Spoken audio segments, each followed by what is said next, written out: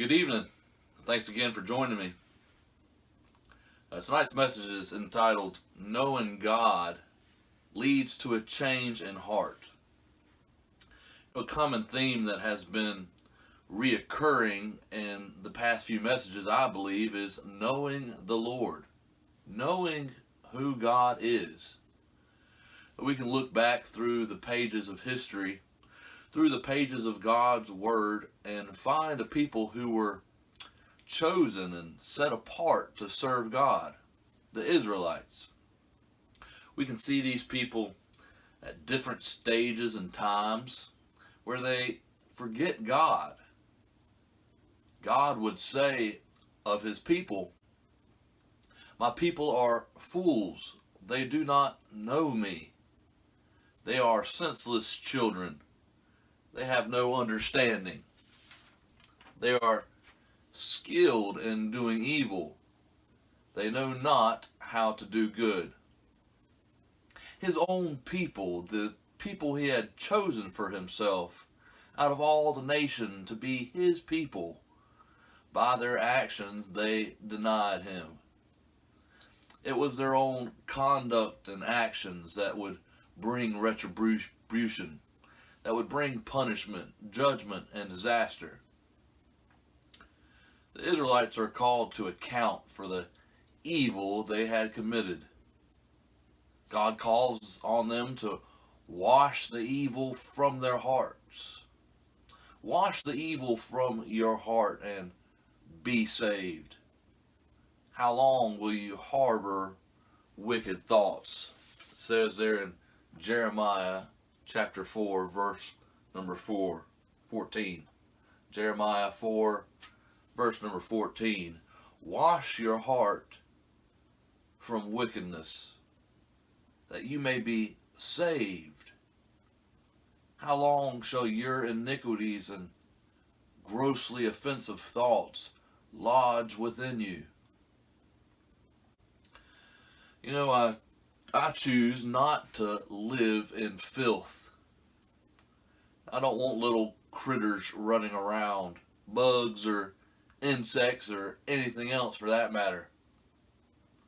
And before moving into the place where I'm currently living, I made preparations as best as I could to keep the critters out. I cleaned the entirety of the house. I swept and vacuumed and washed. I even put some foam in the crevices. Anywhere I thought it might be possible for something to creep in.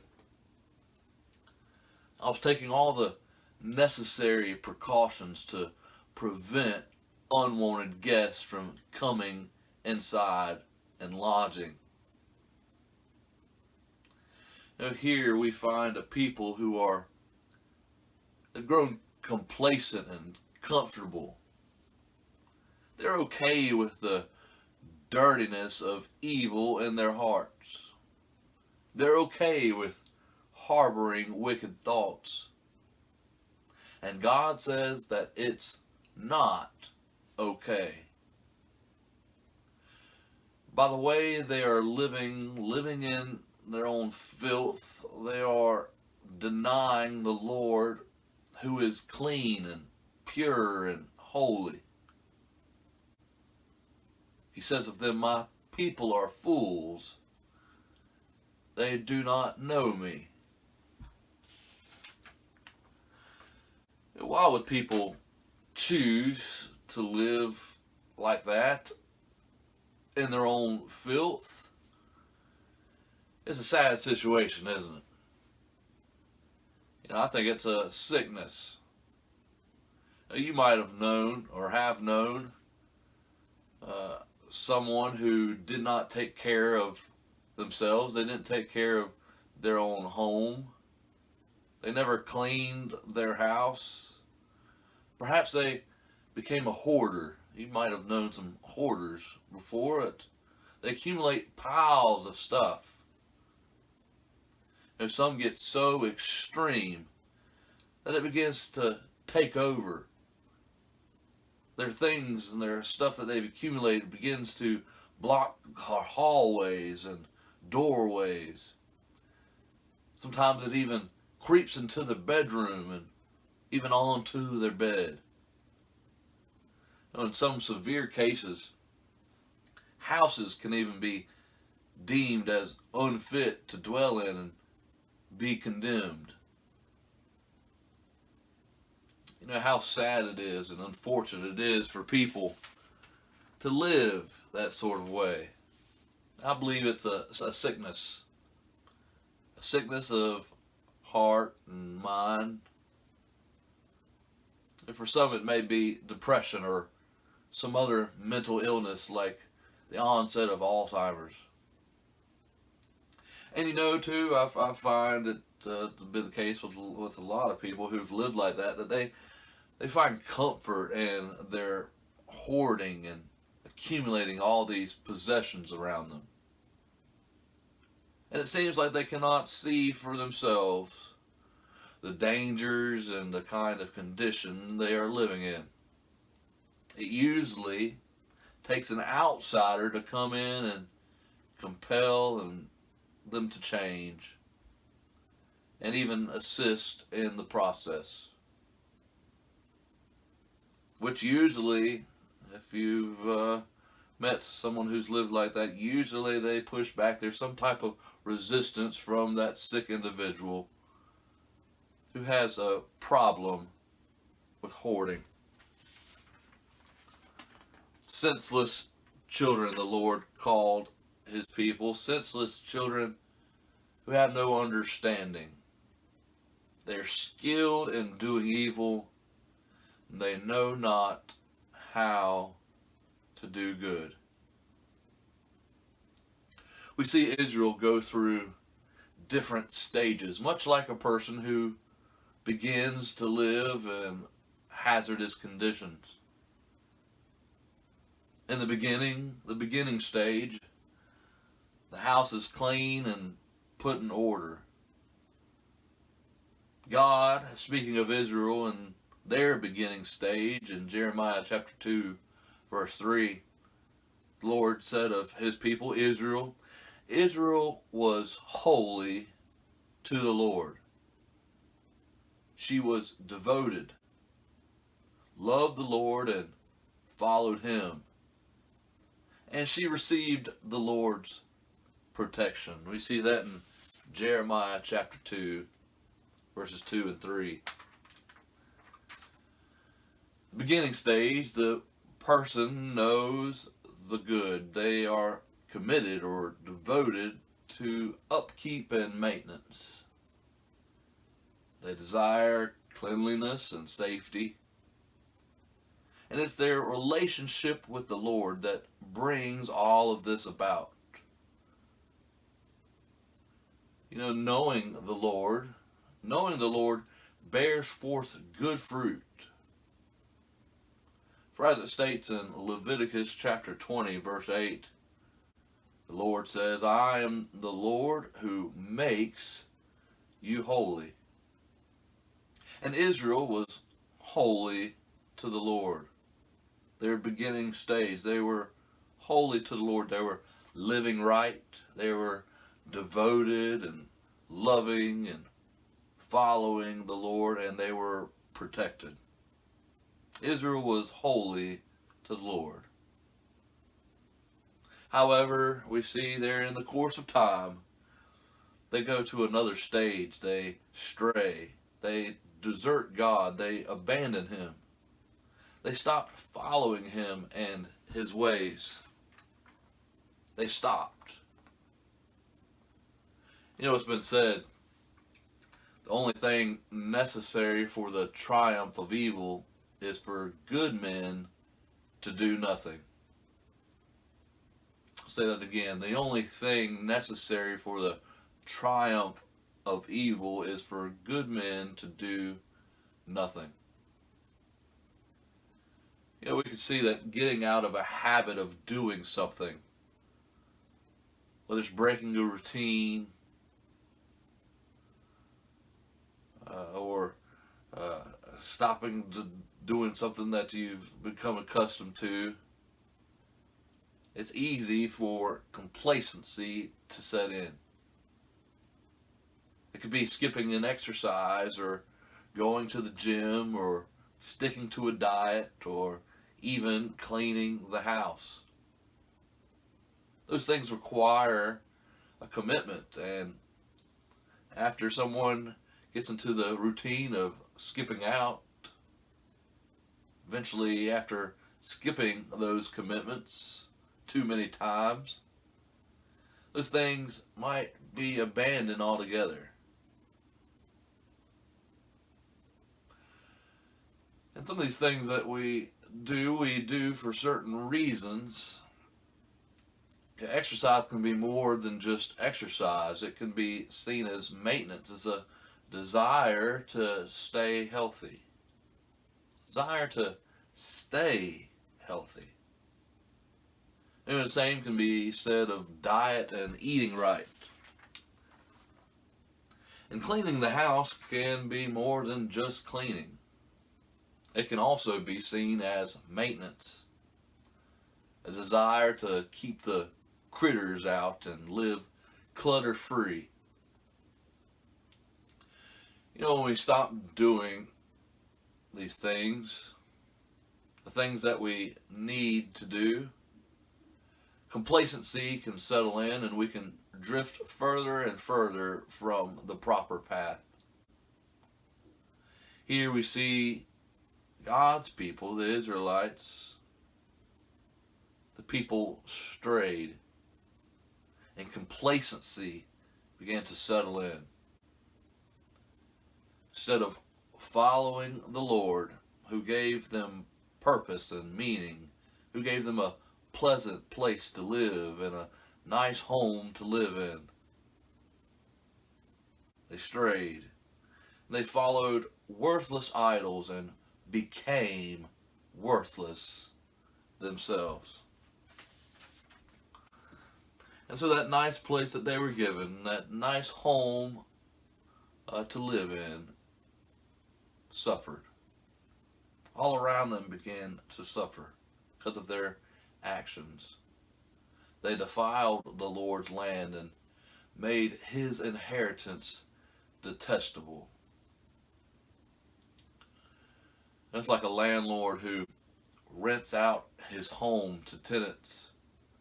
And instead of his tenants taking care of the house, they disrespect the home and destroy it.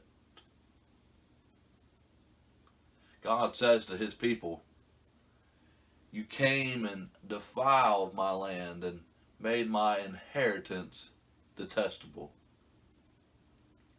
They forsook the Lord and his way. They broke off the yoke and tore off their bonds and said that they would not serve God. They decided to stop cleaning house. In their heart, they broke off their yoke. In their heart, they tore off the bonds. And in their hearts, they said, "I will not serve God." And no matter how much they washed with soap or used cleansing powder, the stain of their guilt was before the Lord. And like a person who is overtaken by their hazardous living conditions, they could not see it for what it was. They would say, "I am not unclean. I am not defiled." The Lord said of them, "My people have forgotten me days without number." My people have forgotten me days without number. By their own actions, they denied the Lord. By their lifestyle, how they lived, it was reckless, cruel, and filthy. It was in their house, and it was on their clothes. The Lord said of them, on your clothes is found the lifeblood of the innocent poor. We also see it was not only in their house, in their land, on their clothes, but it was also in their hearts. They were, as it states in Titus chapter 1 verse 6, they claim to know God, but by their actions they deny Him. They would pray, they would call out to God, my Father, my friend from my youth, will you always be angry? Will your wrath continue forever? The Lord would say to them, this is how you talk, but you do all the evil you can. Knowing the Lord is evidenced by a change in heart. That's where change has to begin. That's where it has to take root, there in the heart. And knowing the Lord is evidenced by a change in heart. And the Lord calls His people to return to Him. A return to the Lord with all of the heart, and not only in pretense. It is acknowledging guilt and rebellion. It is acknowledging disobedience. There in Jeremiah it says, cry is heard on the barren heights, the weeping and pleading of the people of Israel, because they have perverted their ways and have forgotten the Lord their God. The Lord cries out to them, return, faithless people, I will cure you of backsliding. And the people reply, yes, we will come to you, for you are the Lord our God. Surely the idolatrous commotion on the hills and mountains is a deception. Surely in the Lord our God, surely in the Lord our God is the salvation of Israel.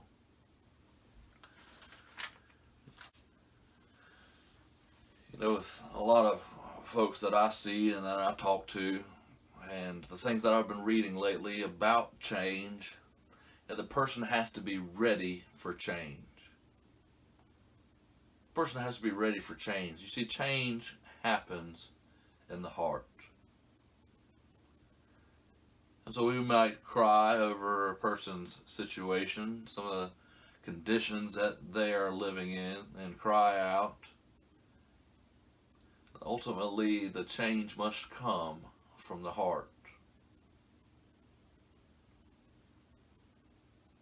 I hope this message has been a blessing to you. I hope it has spoken to you, and we continue to cry out for those we love. No one likes to see someone go and live in a particular condition or situation. But that is a person. It's between them and the Lord and their heart, and the heart must change.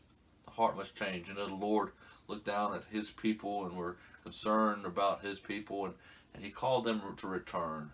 He called them to wash their hearts. He ultimately called for the change to happen in their hearts.